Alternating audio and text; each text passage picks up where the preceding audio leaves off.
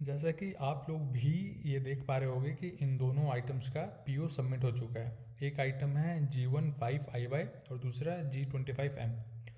अब मैं ये अगर चाहूँ कि इन दोनों आइटम्स का पीआर भी सबमिट हो तो मुझे यहाँ क्रिएट पे क्लिक करना पड़ेगा, परचेज रिसीट पे जाना पड़ेगा। अब हम सीधा लैंड कर चुके हैं परचेज रिसीट के पेज पे। अब अभी के लिए मैं इसको अनसेलेक्ट कर देता हूँ क्योंकि अभी के लिए इसकी ज़रूरत नहीं है। इस पेज पे जो हमें मेन फोकस करना है वो करना है इन दोनों आइटम्स पे और इनके वेयर हाउस पे। अभी सिचुएशन ये है कि इन दोनों आइटम का जो डिफ़ॉल्ट वेयर हाउस है वो है पैकिंग बॉक्सेस रापिल। अगर इसको वेरीफाई करना हो तो मैं इस आइटम के लास्ट कॉलम पे जाऊंगा, यहाँ क्लिक करूंगा और यहाँ से मैं देख सकता हूँ, जैसे कि आप लोग ध्यान से देखिए यहाँ पैकिंग बॉक्सेस रापिल हैं।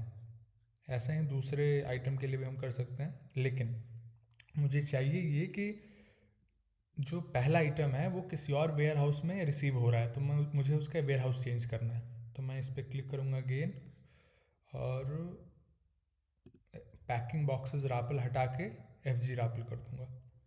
अब सिचुएशन ये हो गई है कि जो पहला वाला आइटम है उसका वेयर हाउस क्या है, FG रापल, और जो दूसरा वाला आइटम है उसका वेयर हाउस क्या है, पैकिंग बॉक्सेस रापल। अब मुझे PR इस सिचुएशन में सेव करनी है, तो इसके लिए पहले मुझे ये मैंडेटरी फील्ड्स सिलेक्ट करने पड़ेंगे।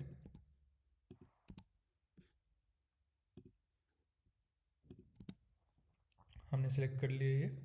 अब मैं अगर इस PR को सेव करना चाहूँ तो सेव पे क्लिक करता हूँ, तो आप लोग स्क्रीन पे ये मैसेज देख सकते हैं, value missing of for purchase receipt.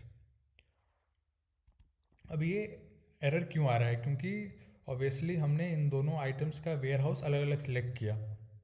यहाँ पैकिंग बॉक्स रापल है और इसका वेयर हाउस हमने सेलेक्ट किया FG रापल, और इस वाले आइटम का पैकिंग बॉक्सेस रापल।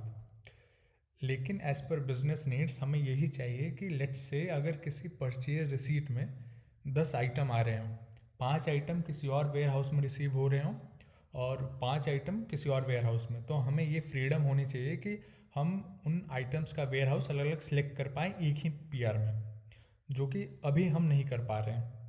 तो इससे छुटकारा लेने के लिए हमने एक नया फीचर ऐड किया है, आपको दिखा देता हूँ। यहाँ मैं नया परचेज ऑर्डर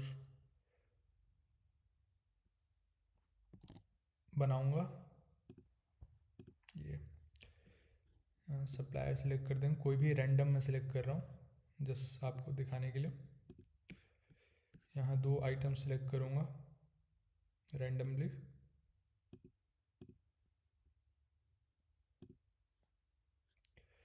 रिक्वायर्ड डेट, ठीक है, इसको सेव करूँगा, PO को सेव हो गया। अब इसको सबमिट करूँगा।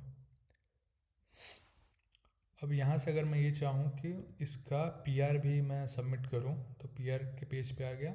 इसको अभी के लिए अनसेलेक्ट कर दूँगा क्योंकि अभी इसकी ज़रूरत नहीं है। ट्रांसपोर्टेशन डिटेल्स पहले फिल कर लेते हैं, जो मैंडेटरी चीज़ें वो पहले कर लेते हैं,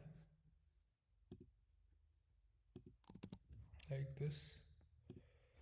अब जो हमारी एज़ पर बिजनेस रिक्वायरमेंट है कि जो पहला वाला आइटम है उसका वेयर हाउस कुछ और हो, कहीं और रिसीव हुआ हो, तो इसका चेंज कर देता हूँ PB टॉप फ्लोर रापल। आप ध्यान से देख सकते हैं कि पहले वाले आइटम का वेयर हाउस अब चेंज हो चुका है। दूसरे वाले आइटम का वेयर हाउस मैं वेरीफाई करवा देता हूँ, पैकिंग बॉक्सेस रापल। पहले वाले आइटम का वेयर हाउस कुछ और है और दूसरे वाले आइटम का वेयर हाउस कुछ और है।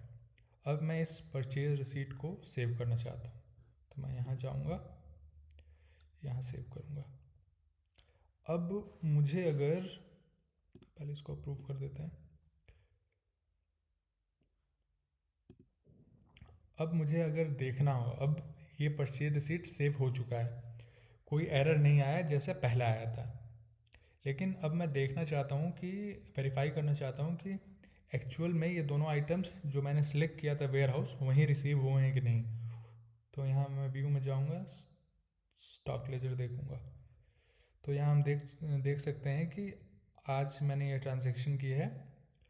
एक आइटम PB टॉप फ्लोर पे जो मैंने सेलेक्ट किया था और दूसरा पैकिंग बॉक्सेस रापल में रिसीव हुआ है।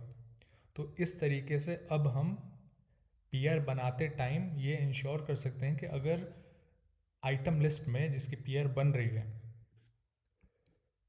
वो अलग अलग वेयर हाउस में रिसीव हो रहे हैं, तो हम यहीं से उसको सिलेक्ट कर सकते हैं और अपना पीआर फाइल कर सकते हैं।